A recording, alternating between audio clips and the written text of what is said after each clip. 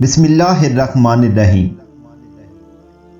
ایک غریب لکڑہارا جنگل کے قریب رہتا تھا۔ وہ روز جنگل میں جاتا، لکڑیاں کاٹتا اور اسے شہر میں لے جا کر بیچ دیتا تھا۔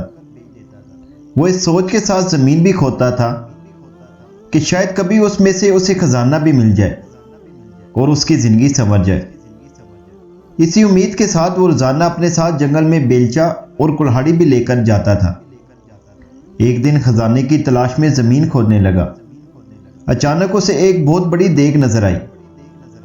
وہ اس دیگ کو دیکھ کر بہت خوش ہوا اور دل ہی دل میں سوچنے لگا، لگتا ہے کہ اس دیگ کے اندر کوئی خزانہ چھپا ہوا ہے۔ تبھی تو اسے کسی نے جنگل میں درخت کے پاس زمین کھود کر دبایا ہوا ہے۔ وہ خوشی خوشی دیگ کی طرف بڑھا تاکہ اس کے اندر ہاتھ ڈال کر خزانے کو دیکھ سکے۔ اس نے جب دیگ میں ہاتھ ڈالا تو اسے پتا چلا کہ دیگ اندر سے بالکل خالی تھی۔ اس نے غصے میں دیگ اٹھا کر درخت کے پیچھے رکھ دی۔ کچھ دیر وہ خزانے کی تلاش میں زمین کھودتا رہا، لیکن اس کے ہاتھ کچھ بھی نہیں آیا۔ اس نے غصے میں کلہاڑی اٹھا کر درخت کے پاس پھینک دی اور تھک ہار کر درخت کے قریب بیٹھ گیا۔ اچانک اس کی نظر دیگ پر پڑی۔ اس نے دیکھا کہ وہ کلہاڑی اس دیگ میں جا گری تھی اور اب دیگ میں 100 کلہاڑیاں موجود تھیں۔ وہ ان کلہاڑیوں کو دیکھ کر بہت حیران ہوا۔ ساتھ ہی اسے یہ بھی سمجھ آ گیا کہ یہ دیگ کوئی عام سی دیگ نہیں ہے، بلکہ یہ کوئی جادوئی دیگ ہے۔ تبھی تو اس کی ایک کلہاڑی 100 میں تبدیل ہو گئی تھی۔ وہ خوشی خوشی اس دیگ کو اٹھا کر گھر میں لے آیا۔ لکڑہارے نے اس دیگ کو ایک کمرے میں چھپا دیا۔ رات کے وقت اس نے جادوئی دیگ کو دوبارہ آزمانے کے لیے اس میں آم ڈالا۔ تھوڑی دیر بعد اس نے دیکھا تو دیگ میں 100 آم موجود تھے۔ اب تو اس کا یقین پختہ ہو گیا کہ یہ واقعی ہی کوئی جادوئی دیگ ہے۔ وہ اس دیگ سے سونے کے سکے وغیرہ نکال کر انہیں بیچتا رہا اور امیر ہو گیا۔ امیر ہونے کے بعد وہ دوسرے غریبوں کی مدد کرتا تھا۔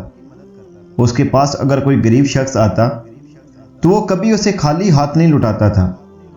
یہی وجہ ہے کہ وہ ملک بھر میں اپنی سخاوت کی وجہ سے مشہور ہو گیا۔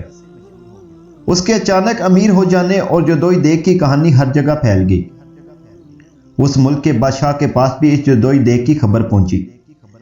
بادشاہ بہت لالچی تھا۔ اس کے پاس اپنا بہت سارا خزانہ موجود تھا۔ اس کے باوجود اسے مزید خزانے کی ہوس رہتی۔ اس نے سوچا کہ یہ دیگ اگر اسے مل جائے تو اس کے خزانے میں مزید اضافہ ہو جائے گا۔ اس سوچ کے ساتھ بادشاہ نے حکم دیا کہ لکڑہارے اور اس کی دیگ کو محل میں لایا جائے۔ خادم گئے اور بادشاہ کے حکم کی تعمیل کی اور لکڑہارے کو دیگ سمیت پکڑ کر محل میں لے آئے۔ لکڑہارے سے بادشاہ نے وہ دیگ لے لی اور اس کا معائنہ کرنے لگا۔ اچانک وہ اپنے قدم نہ سنبھال سکا اور اس کا پاؤں دیگ میں جا پڑا۔ اب جادوئی دیگ کی وجہ سے 100 بادشاہ نکل آئے۔ ایک جیسے 100 بادشاہ میں ایک اصلی بادشاہ بھی تھا، باقی سب جادوئی تھے۔ وہ سب دیگ کے اصول اور لالچ کی وجہ سے ایک دوسرے سے لڑنے لگے۔ یوں سب نے ایک دوسرے کو جادوئی دیگ کے لالچ میں قتل کر دیا۔ لالچ کی وجہ سے اصل بادشاہ خود بھی زندہ نہ رہا۔ لکڑہارے نے خاموشی سے اپنی دیگ اٹھائی اور اسے لے کر اپنے گھر چل دیا۔ اس کہانی کا عنوان اور حاصل کلام یہ ہے کہ لالچ بہت بری بلا ہے۔